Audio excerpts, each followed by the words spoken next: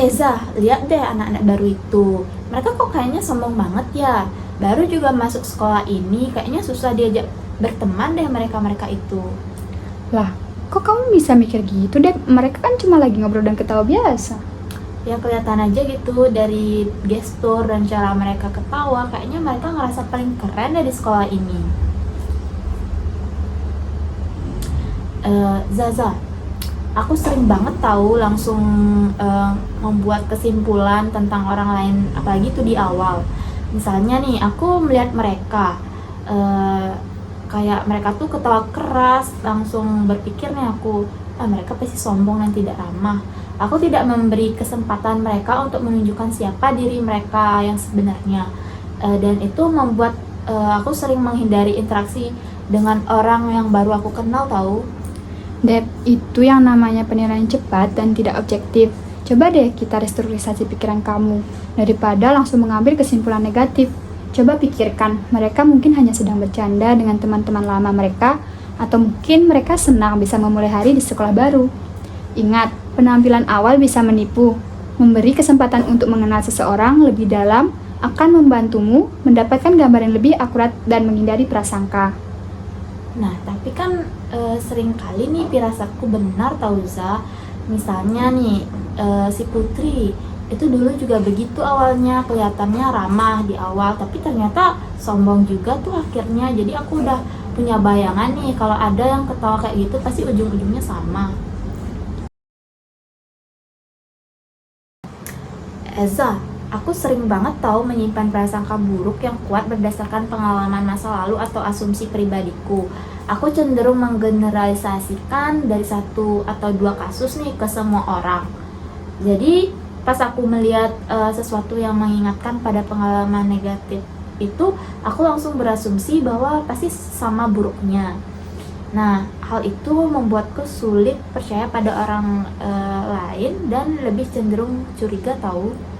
Nah, itu yang perlu kita koreksi.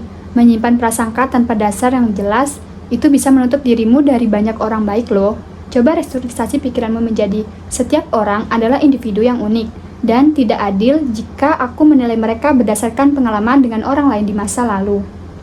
Fokus pada bukti nyata yang ada di depan mata, bukan pada asumsi atau stereotyping. Beri mereka kesempatan untuk membuktikan diri, dan kamu akan melihat bahwa tidak semua orang sama. Ini akan membantumu membuat diri pada hubungan baru yang positif. Tapi memang kalau aku lihat ada satu saja orang yang punya sifat tertentu nih, aku langsung berpikir semua orang juga punya sifat yang sama.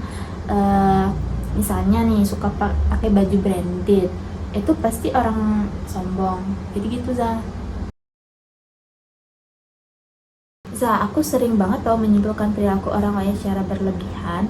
Jika aku melihat satu contoh perilaku nih, misalnya seorang memakai baju branded, aku langsung melompat pada kesimpulan besar, dia pasti sombong.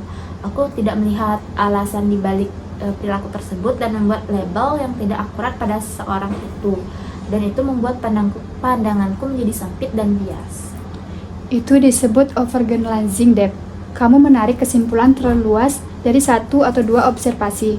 Coba restrukturisasi pikiranmu. Satu perilaku tidak mengidentifikasi seluruh karakter seseorang.